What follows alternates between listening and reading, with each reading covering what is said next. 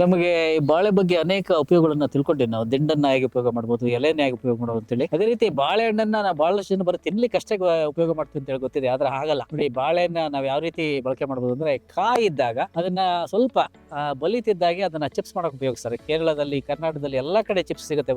ಬಾಳೆಹಣ್ಣಿನ ಚಿಪ್ಸ್ ಬಹಳ ರುಚಿಯಾಗಿರುತ್ತೆ, ಎಣ್ಣೆಯಲ್ಲಿ ಫ್ರೈ ಮಾಡಿ ಯೂಸ್ ಮಾಡ್ತಕ್ಕಂಥದ್ದು. ಅದೇ ತರ ಈಗ ಅವನ್ನ ಬೇಸನ್ ಜೊತೆಗೆ ಉಪಯೋಗ ಮಾಡಿ ಅದನ್ನ ಫ್ರೈ ಮಾಡಿದಾಗ ಒಳ್ಳೆ ಸ್ನಾಕ್ಸ್ ಆಗುತ್ತೆ. ಎರಡು ಮೂರನೇದಾಗಿ ಅದನ್ನ ಹಿಟ್ಟು ಮಾಡ್ತಾರೆ, ಚೆನ್ನಾಗಿ ಒಣಗಿಸಿ ಹಿಟ್ಟು ತೆಗೆದು. ಹಿಟ್ಟಲ್ಲಿ ಗ್ಲೂಟನ್ ಇರಲ್ಲ. ಗ್ಲೂಟನ್ ಏನ್ ಕೆಲಸ ಮಾಡುತ್ತೆ ಅಂದ್ರೆ ನಮಗೆ ಕಿಡ್ನಿ ಡೈರೆಕ್ಟ್ ಆಗಿ ಹೊಡಿತದೆ. ಎಸ್ಪೆಷಲಿ ಕಿಡ್ನಿ ಪೇಷಂಟ್ಸ್ ಅಥವಾ ಇವು ಸಕ್ಕರೆ ಖಾಲಿ ಇದ್ದವ್ರಿಗೆ ಈಗ ಗ್ಲೂಟನ್ ರಿಚ್ ಫುಡ್, ಈಗ ಮೈದಾ ಇರ್ಬೋದು ಅಂತೆಲ್ಲ ತಿಂದ್ರೆ ತುಂಬಾ ಸಕ್ಕರೆ ಅಂಶ ಜಾಸ್ತಿ ಆಗಿ ಆರೋಗ್ಯ ತೊಂದರೆ ಆಗುತ್ತೆ. ಅಂದ್ರೆ ಇಲ್ಲಿ ಇದನ್ನ ಸಬ್ಸ್ಟಿಟ್ಯೂಟ್ ಆಗಿ ಯೂಸ್ ಮಾಡೋದು, ಅಥವಾ ಮಿಕ್ಸ್ ಮಾಡಿ ರಾಗಿ ಜೊತೆಗೆ ಅಥವಾ ಗೋಧಿ ಜೊತೆಗೆ ಅಥವಾ ಮೈದಾ ತೆಗೆದು ಗೋಧಿ ಜೊತೆಗೆ ಮಿಕ್ಸ್ ಮಾಡೋದ್ರಿಂದ ಒಳ್ಳೆ ಆಹಾರವನ್ನ ನಾವು ಖಾದ್ಯಗಳು ಮಾಡಬಹುದಾಗಿದೆ. ಅದೇ ರೀತಿ ಬ್ರೆಡ್ ಹೋಗುತ್ತೆ, ಇದು ಬ್ರೆಡ್ ಸಬ್ಸ್ಟಿಟ್ಯೂಟ್ ಆಗಿ ಯೂಸ್ ಮಾಡಬಹುದು. ಹಾಗೆ ಜೆಲ್ಲಿಯಲ್ಲಿ ಹಾಗೆ ತಿನ್ಲು ಕೂಡ ಬಹಳ ಒಳ್ಳೇದು ಅದು. ಯಾಕಂದ್ರೆ ಮಕ್ಕಳಲ್ಲಿ ಸಾಮಾನ್ಯವಾಗಿ ಈಗ ಹೊಟ್ಟೆ ಗಡಸಾಗುತ್ತೆ ಅಂತ ಸಂದರ್ಭದಲ್ಲಿ ಬಾಳೆಹಣ್ಣು ತಿನ್ನಿಸಿದಾಗ ಅವ್ರಿಗೆ ಮಲ ಸುಲಭವಾಗಿ ಹೊರಗಡೆ ಹೋಗ್ಲಿಕ್ಕೆ ಅನುಕೂಲ ಆಗುತ್ತೆ. ಈ ರೀತಿ ಬಾಳೆ ಕಾಯಿ ಮತ್ತೆ ಹಣ್ಣು ಕೂಡ ನಾನಾ ರೀತಿಯಲ್ಲಿ ಬಳಕೆ ಮಾಡಿ ನಮ್ಮ ಆರೋಗ್ಯವನ್ನು ವೃದ್ಧಿಪಡಿಸಲಿಕ್ಕೆ ಅನುಕೂಲ ಆಗ್ತದೆ.